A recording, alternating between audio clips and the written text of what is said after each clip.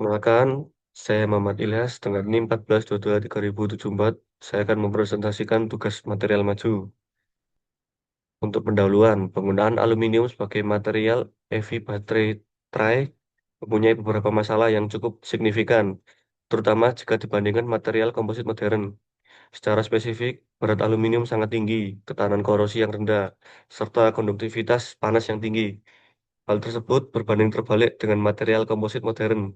Secara berat lebih rendah, sehingga efisiensi energi meningkat, ketahanan panas yang tinggi, serta mencegah kerusakan saat baterai overheat, thermal runaway, atau ledakan.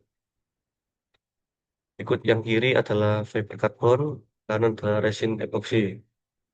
Pemilihan materialnya, polimer komposit berbahan karbon fiber dan resin epoxy untuk EV baterai tray didasari beberapa faktor keunggulan yang signifikan dibandingkan material penguat lainnya. Polimer karbon fiber epoxy memiliki ketahanan korosi yang lebih baik dibandingkan aluminium. Sifat isolasi termal dari epoxy memberikan ketahanan yang lebih baik terhadap panas dan membantu meminimalkan risiko thermal runaway pada baterai. Carbon fiber dipilih karena memiliki kekuatan tarik dan kekakuan yang tinggi dengan densitas yang rendah, serta menghasilkan struktur yang kuat namun ringan, dan yang terpenting meningkatkan efisiensi energi pada baterai. Nah, analisa rekayasa bagian serat. Pada beban tekan, gaya bekerja tegak lurus terhadap permukaan tray, sehingga lapisan vertikal berperan menjaga kekuatan bidang dan mencegah terjadinya deformasi. Serat yang tersusun sejajar bidang membantu mendistribusikan beban secara merata ke seluruh struktur. Pada beban buntir, gaya menimbulkan tegangan geser dengan arah diagonal, sehingga orientasi serat menjadi sangat penting karena harus searah dengan arah maksimum tegangan geser tersebut. Sementara itu, pada beban impact yang terjadi secara tiba-tiba dari berbagai arah, diperlukan kombinasi orientasi serat vertikal dan horizontal untuk menahan benturan langsung. Struktur woven atau anyaman memungkinkan serat saling mengikat, sehingga meningkatkan ketahanan terhadap retak dan mencegah kerusakan.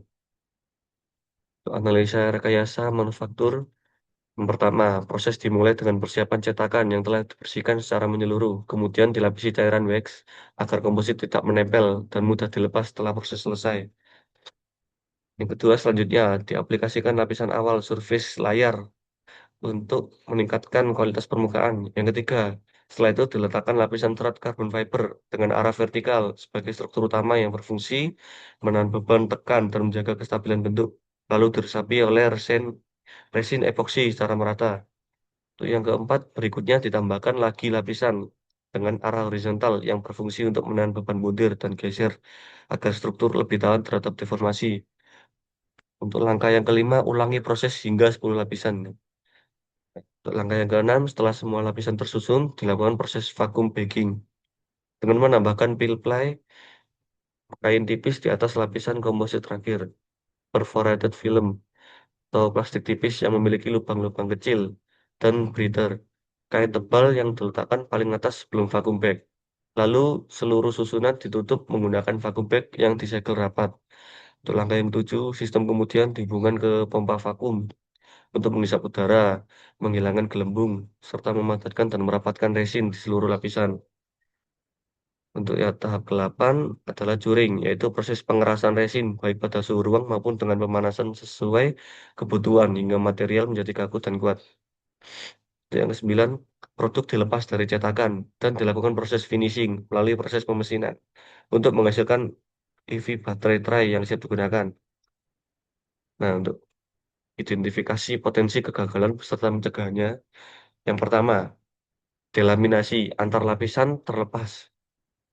Kegagalan ini biasanya terjadi akibat ikatan layer yang lemah, adanya kontaminasi atau tekanan vakum yang tidak optimal. Untuk mencegah, memastikan setiap layer bersih dari debu atau oli, serta melakukan pelapisan resin secara merata. Yang kedua, void, gelembung udara dalam laminasi. Void terjadi karena udara terjebak saat proses laminasi atau kebocoran vakum.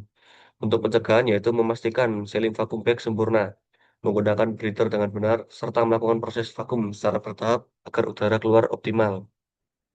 Sekian presentasi dari saya. Wassalamualaikum warahmatullahi wabarakatuh.